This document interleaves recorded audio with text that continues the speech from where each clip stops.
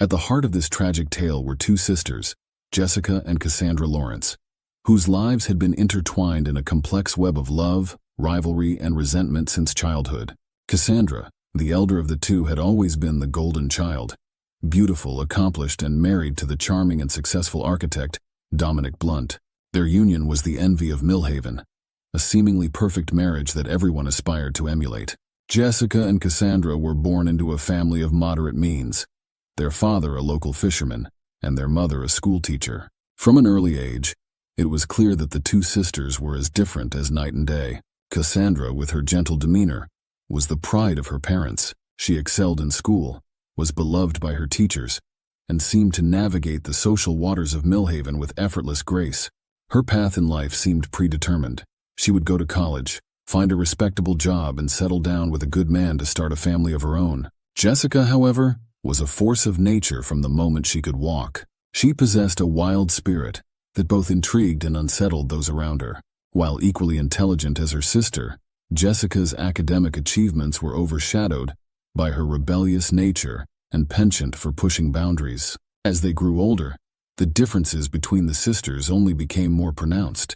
Cassandra pursued a degree in education, following in her mother's footsteps, while Jessica bounced between various majors, never quite finding her place. It was during this time that Jessica's manipulative tendencies began to surface. She would charm her way out of trouble, using her wit and allure to bend situations to her advantage. Jessica's relationships were always intense but short-lived. She seemed to thrive on the chaos of new romances, only to grow bored once the initial excitement faded.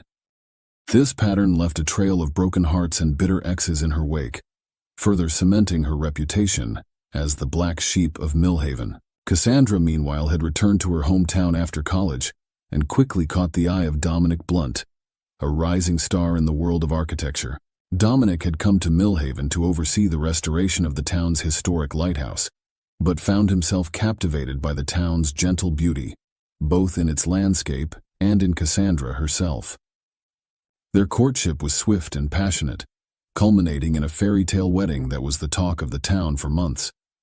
Dominic's career continued to flourish, and soon he and Cassandra were living in a beautiful home overlooking the ocean, their life together seeming like a modern-day fairy tale. But beneath the surface of their perfect marriage, cracks were beginning to form.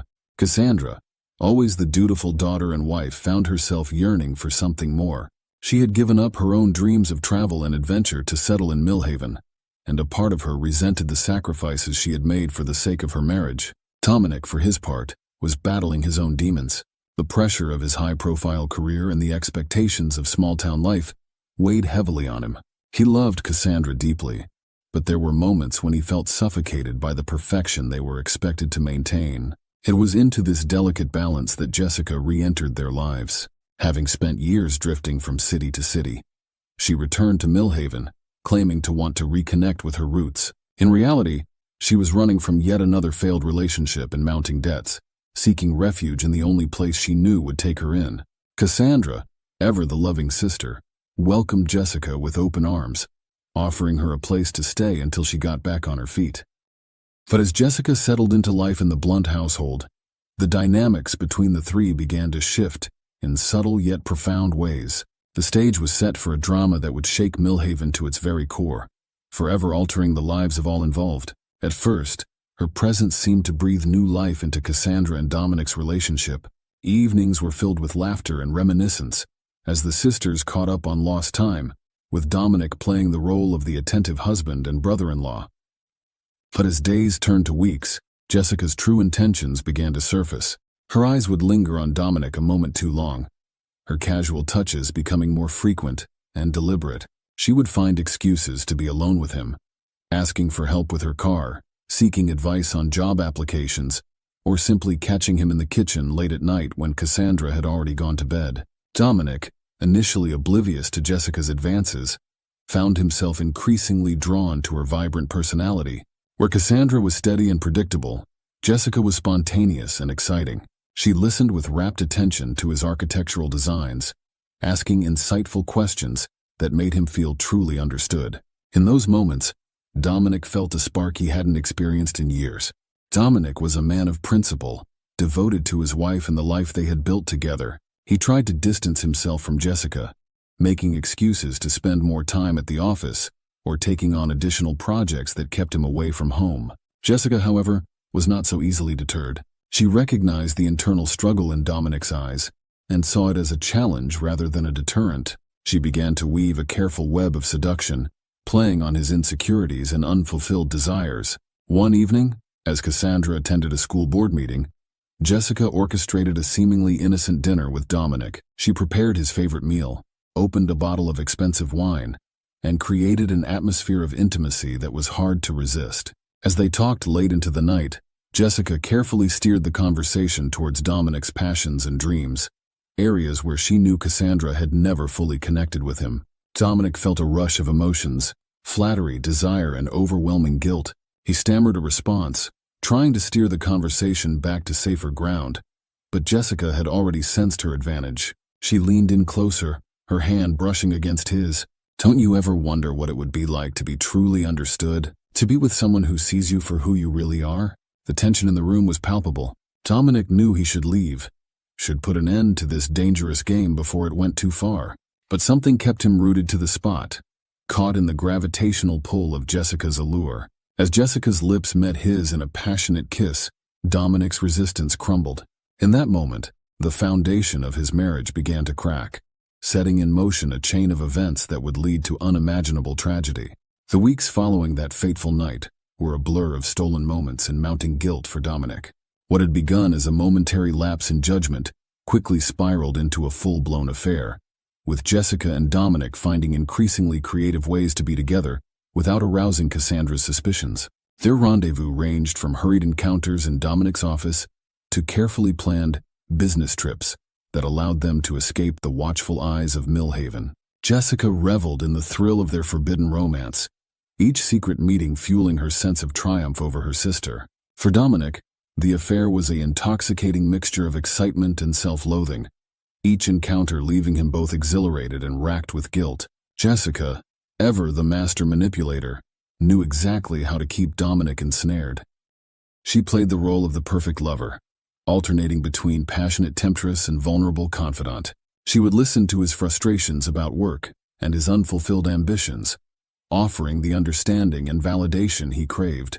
"I've never met anyone like you, Dominic," she would whisper in their intimate moments. "You deserve so much more than this small town can offer you." Her words were carefully chosen, planting seeds of discontent in Dominic's mind about his life with Cassandra. She painted vivid pictures of the future they could have together, a life of excitement and passion, free from the constraints of small-town expectations. Dominic found himself increasingly torn between his growing feelings for Jessica and his loyalty to Cassandra. The double life he was leading began to take its toll, manifesting in mood swings and uncharacteristic behavior that didn't go unnoticed by his wife. At home, Dominic's guilt manifested in a mixture of emotional distance and overcompensation. There were days when he could barely look Cassandra in the eye, and others where he would shower her with affection, driven by remorse. He threw himself into his work, taking on more projects than ever before, using his career as both an escape and an excuse for his frequent absences. Jessica, for her part, played the role of the doting sister-in-law to perfection. She would engage Cassandra in long conversations, feigning interest in her day-to-day life while secretly reveling in her deception.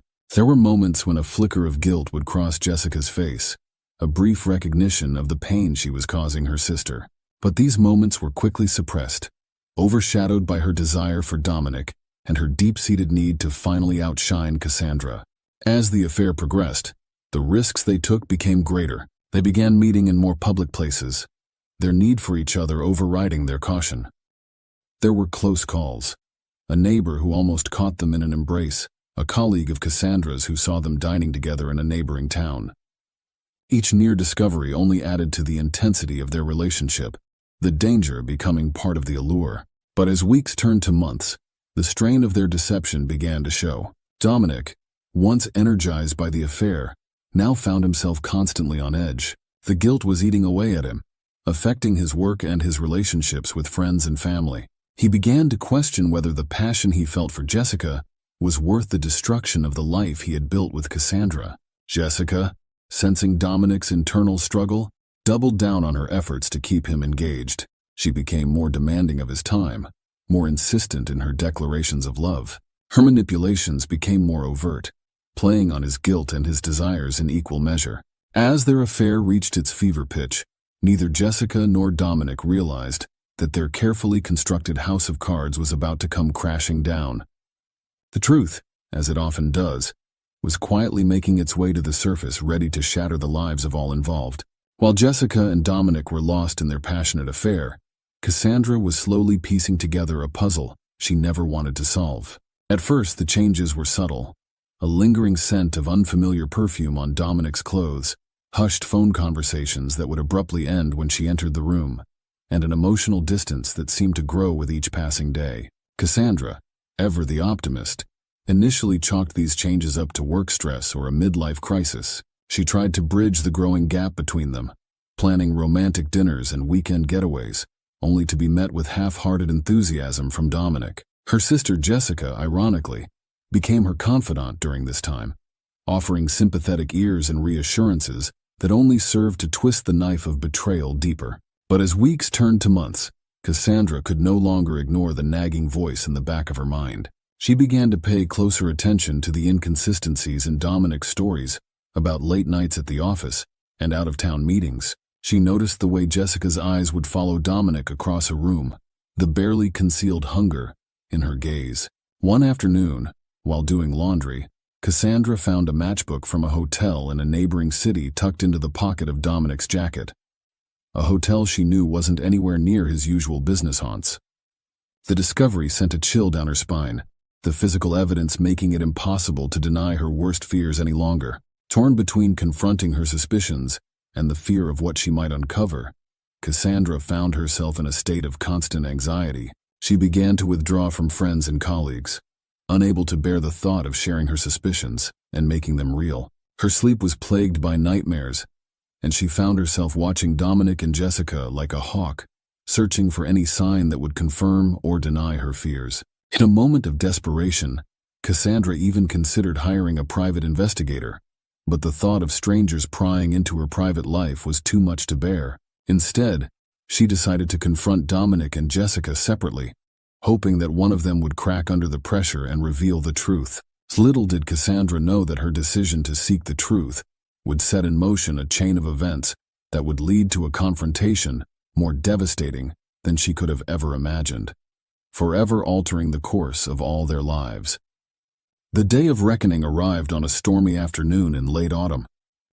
She had spent the morning steeling herself for this moment, rehearsing what she would say, how she would remain calm and collected in the face of potential heartbreak. When Dominic walked through the door, shaking rain from his coat, he was met with the sight of his wife standing in the room, her face a mask of barely contained emotion. The tension in the air was palpable, and he knew instantly that their carefully constructed facade was about to crumble.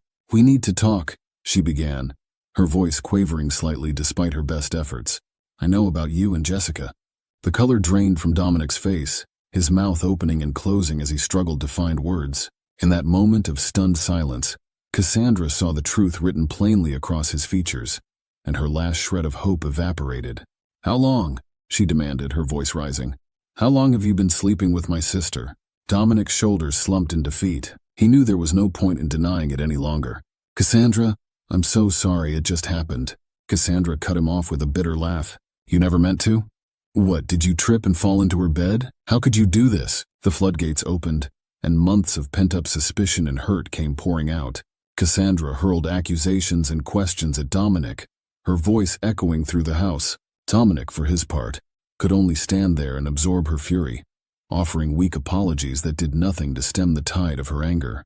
As their argument reached a fever pitch, the front door opened, and Jessica walked in, stopping short at the scene before her. For a moment, the three of them stood frozen in a tableau of betrayal and guilt. "Jessica, how kind of you to join us. We were just discussing your affair with my husband." Jessica's eyes darted between Cassandra and Dominic, her mind racing to find a way out of this situation. Dominic, torn between the two sisters, tried to intervene.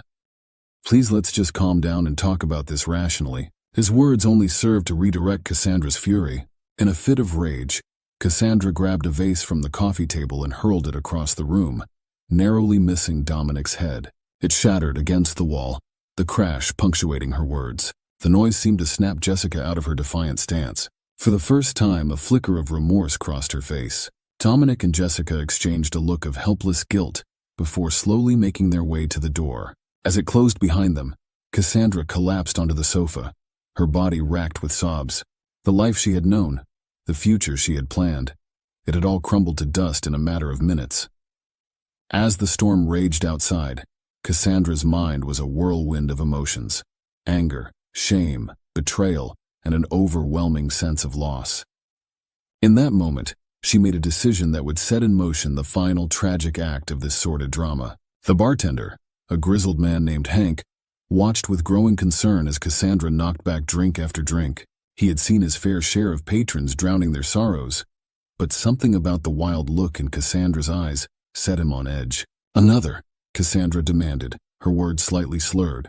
Hank hesitated, but the steel in her gaze made him think better of refusing. He poured her another whiskey, neat, silently vowing it would be her last.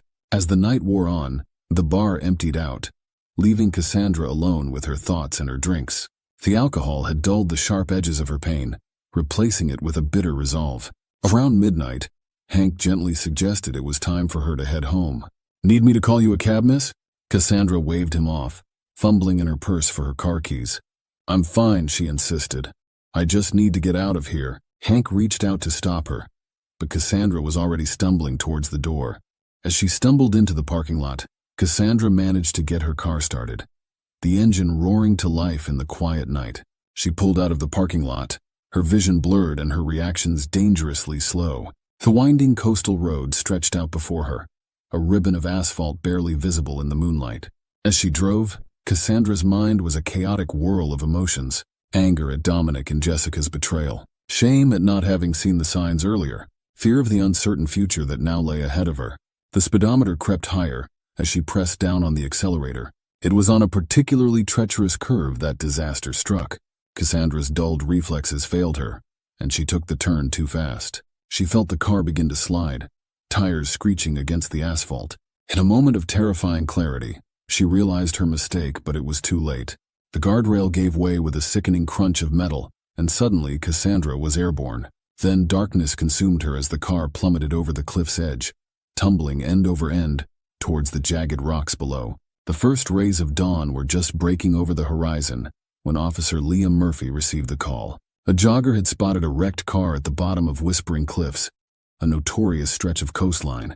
Murphy, a seasoned member of Millhaven's small police force, felt a sense of dread as he made his way to the scene. The sight that greeted him was grim. The car, a silver sedan, was barely recognizable, having been crushed by the impact and battered by the waves. As the rescue team worked to extract the vehicle from its precarious position, Murphy began the somber task of piecing together what had happened. The license plate, miraculously still intact, quickly identified the car as belonging to Cassandra Blunt. Murphy felt his heart sink. He knew Cassandra, as did most people in Millhaven. The thought of delivering this news to her family weighed heavily on him. As the morning progressed, and the full extent of the tragedy became clear, whispers began to circulate through the town. Cassandra Blunt, dead in what appeared to be a drunk driving accident? It seemed impossible, completely out of character for the woman everyone knew as responsible and level-headed. Detective Sarah Watson, called in from the nearest city to lead the investigation, sensed there was more to the story. Her keen eye noted details that didn't quite add up: the lack of skid marks on the road, suggesting no attempt to brake, the odd angle of the car's trajectory off the cliff, the fact that Cassandra had been drinking alone, something her friends swore she never did. When Watson arrived at the Blunt residence to break the news, she was struck by the palpable tension in the air. Dominic Blunt's reaction to his wife's death seemed oddly muted, tinged with guilt, and the presence of Jessica Lawrence, Cassandra's sister, in the house at such an early hour raised immediate red flags. In the days that followed Cassandra's death, Detective Watson immersed herself in the investigation, peeling back layers of Millhaven's seemingly idyllic surface to reveal the turmoil beneath. Her first step was to retrace Cassandra's final hours, a task that led her to the Rusty Anchor and its reluctant bartender Hank. Hank's account of Cassandra's state on the night of her death painted a picture of a woman in deep emotional distress. She was knocking him back like there was no tomorrow, he told Watson. Guilt etched on his weathered face. I tried to stop her from driving. This testimony conflicted sharply with everything Watson had heard about Cassandra from friends and colleagues. The woman they described was cautious, responsible, not someone who would drink to excess and then get behind the wheel. The detective's suspicions deepened. Watson's next focus was on Dominic Blunt and Jessica Lawrence. Their behavior since Cassandra's death had been odd, to say the least. Instead of grieving separately, they seemed to be leaning on each other for support, their interactions marked by meaningful glances and hushed conversations that would abruptly cease when others approached. A breakthrough came when Watson interviewed Cassandra's closest friend, Olivia Chen. At first, Olivia was reluctant to speak ill of the dead or cause more pain to the family, but as Watson gently pressed, the floodgates opened. Cassandra had confided in me just days before it happened, Olivia admitted, her voice quavering. She suspected Dominic was having an affair with Jessica. This revelation cast the entire case in a new light. Watson immediately sought to corroborate this information, digging deeper into Dominic and Jessica's recent activities. Bank records showed suspicious transactions, hotel bookings, expensive gifts that aligned with times Dominic had claimed to be on business trips. As the evidence mounted, Watson brought Dominic and Jessica in for separate interviews. Under the detective's relentless questioning, their carefully constructed alibis began to crumble. It was Jessica who broke first. Yes, we were having an affair, she confessed, tears streaming down her face. Cassandra found out that night. We had a huge fight, all three of us. But I swear, we didn't know she'd left the house after we went. Dominic, confronted with Jessica's confession, finally admitted to the affair but vehemently denied any involvement in Cassandra's death. We made a terrible mistake, he said, his voice hollow with regret. But I loved Cassandra. I would never have wanted this. Watson believed they were telling the truth about not directly causing Cassandra's death, but she knew their actions had set the tragic events in motion. The detective's report painted a clear picture. Cassandra, distraught after discovering her husband's infidelity with her own sister, had sought solace in alcohol. Her decision to drive in that state, while ultimately her own, was the direct result of the emotional trauma inflicted by Dominic and Jessica's betrayal. In the end, no criminal charges were filed in relation to Cassandra's death, but in the court of public opinion, Dominic and Jessica were already condemned. The truth of their affair spread through Millhaven like wildfire, forever tarnishing their reputations and ensuring that Cassandra's death would haunt them for the rest of their lives. As time passed, the raw pain of the events began to dull, but their impact on Millhaven remained. The town would eventually regain its outward appearance of tranquility, but its inhabitants carried with them the knowledge that beneath the calm surface of small-town life, passions and secrets could swirl with deadly force. The tragedy of Cassandra Blunt had forever changed the soul of Millhaven, leaving an indelible mark on all who called it home.